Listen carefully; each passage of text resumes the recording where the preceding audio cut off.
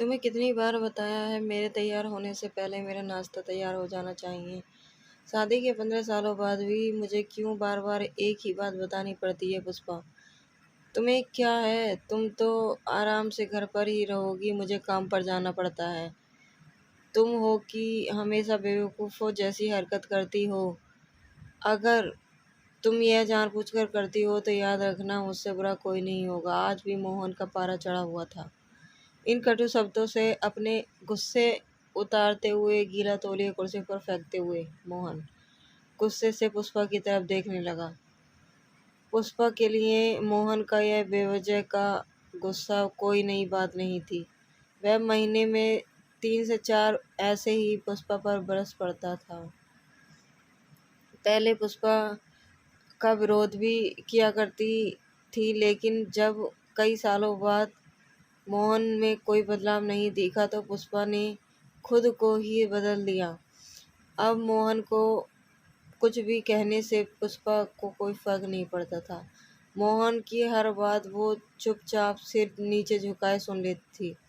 शादी के पहले 5 साल तक पुष्पा ने पूरी कोशिश की थी कि मोहन को बदल दिया जाए, लेकिन फालतू का गुस्सा करने और बाद में पुष्पा को भला बुरा कहना यह मानो जैसे उसकी आदत बन गई थी। कोई भी बात विवाद होता तो मोहन सीधा पुष्पा को बोल देता, अगर मैं तुम्हें अच्छा नहीं लगता तो क्यों नहीं चली जाती अपने मायके, क्यों रहती हो मेरे साथ।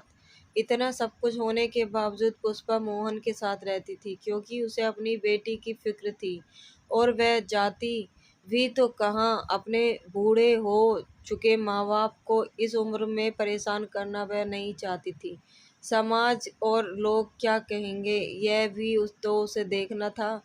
वह इतनी पढ़ी लिखी भी तो नहीं थी कि खुद जाकर कोई नौकरी कर सके और अपनी बेटी का पालन पोषण कर सके। पुष्पा को अब अपनी फिक्र नहीं थी, उसको फिक्र थी तो बस उस अपनी शादी लायक हो रही बेटी की। पुष्पा ने नहीं चाहती थी कि पति पत्नी के झगड़े की वजह से परी डिस्टर्ब हो। परी की पढ़ाई हो चुकी थी, उसके लिए अब शादी के रिश्ते आने लगे थे। कई रिश्तों को परी ठुकरा चुकी थी। 2-3 महीने बाद एक अच्छा रिश्ता आया। रिश्तेदारों और पहचान के लोगों ने भी लड़के के बहुत गुणगान किए थे।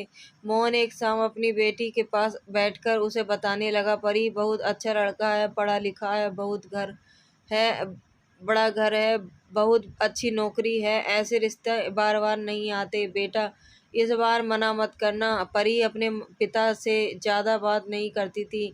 शायद डरती थी या शायद नफरत करती थी, लेकिन आज वो अपनी पूरी हिम्मत इकट्ठा कर बोली, मुझे अभी शादी नहीं करना है पापा, मैं नौकरी करना चाहती हूँ, खुद अपने पैरों पर खड़े होना चाहती हूँ। हाँ तो उसमें क्या बड़ी बात है, मैंने लड़के की से बात की है, वह तुम्हें किसी भी बात के लिए नहीं रोकेगा। तुम शादी के बाद भी नौकरी कर सकती हो, वह तुम्हें नौकरी के लिए परमिशन दे देगा। मोहन बोला, मेरा नौकरी करना या ना करना उसकी परमिशन पर क्यों डिपेंड करेगा पापा, परी ने पूछा। मैं कह रहा हूँ ना, तुम्हें किसी भी चीज़ की कमी नहीं होगी वहाँ, ऐसे रिश्ते बार बार नहीं आते, इसे ठुकरा मत, बहुत खुश रहोगी तुम वहाँ। मोहन बोला, पापा क्या मैं उतनी ही खुश रहूंगी जितनी मम्मी इस घर में खुश है, परी ने तंज कसते हुए कहा।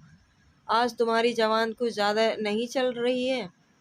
मोहन गुस्से से आंखें बड़ी करते हुए बोला, पापा मुझे शादी ही नहीं करनी है, क्योंकि शादी के बाद अगर लड़का आपके जैसा निकला तो मैं क्या करूंगी। मुझे आपके जैसे जीवन साथी नहीं चाहिए जो बिना बात के मुझ पर हमेशा चिल्लाए। मुझे कुछ भी अपनी पसंद का लेना हो तो 10 बार सोचना पड़े, कहीं वह नाराज ना हो जाए। मेरी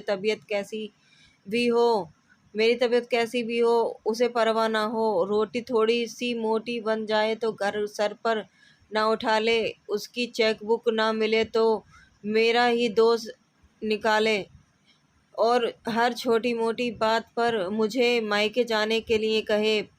परी ने अपना दिल खाली करते हुए पापा से सब कह दिया। मोहन का गुस्सा 7वें आसमान पर था, लेकिन उसके मुंह से एक भी शब्द नहीं फूट रहा था। वो परी की बातें सुन रहा था। परी उतना ही बोलकर चुप नहीं हुई।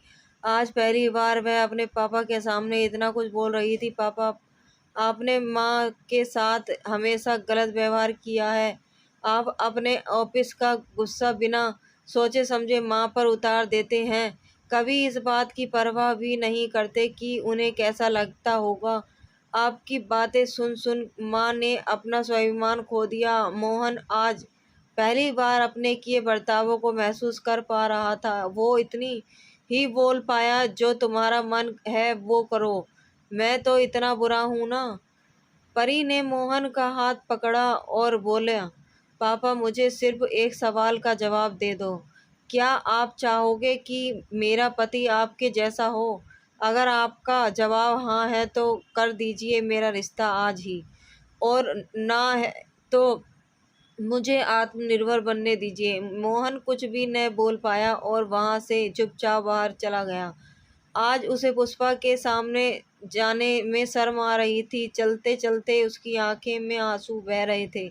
मोहन ने आज से अपने आप को बदलने का निश्चय किया। अगले दिन से पुष्पा ने अपने पति में काफी बदलाव देखा। वह सोचने लगी कि जो हिम्मत परी ने दिखाई है, वह हिम्मत अगर मैं पहले ही दिखा देती तो शायद आज परिस्थिति कुछ ऐसी और होती। जब परी पढ़कर अच्छी नौकरी करने लगी थी और 3 साल बाद उसके लिए एक अच्छा रिश्ता आया और उसकी विदाई पर मोहन बोला, बेटा तू हमेशा खुश रहेगी क्योंकि तेरा पति मेरे बाप जैसा नहीं है। मोहन की यह बात सुनकर पुष्पा और परी की आंखों में आंसू बहने लगे। दोस्तों, हमारे समाज और में औरतों को भले ही देवी का दर्जा दिया जाता है, लेकिन वह स्वतंत्रता नहीं दी जाती जो उन्हें देनी चाहिए। उन्हें बचपन से ही बताया जाता है कि वह पराया धन है। स्कूल से आने में देर हो जाए तो पिटाई मिलती है। मोबाइल पर बातें करते हुए दिख जाए या खिड़की से झांकते हुए दिख जाए तो शक किया जाता है। माँ बाप का घर तुम्हारा नहीं है, पति का घर ही भी तुम्हारा नहीं है। जीवन भर ये बातें बताकर उन्हें ससुराल भेज दिया जाता है और एक दिन किसी छोटे मोटे झगड़े में ससुराल वालों से उन्हें सुनना पड़ता है कि इस घर को छोड़कर अपने मायके चली जाओ। Thank you. इस चैनल को सब्सक्राइब कीजिए, बेल आइकन पर प्रेस कीजिए जिससे हमारा वीडियो का नोटिफिकेशन आपको मिलता रहे। Thank you.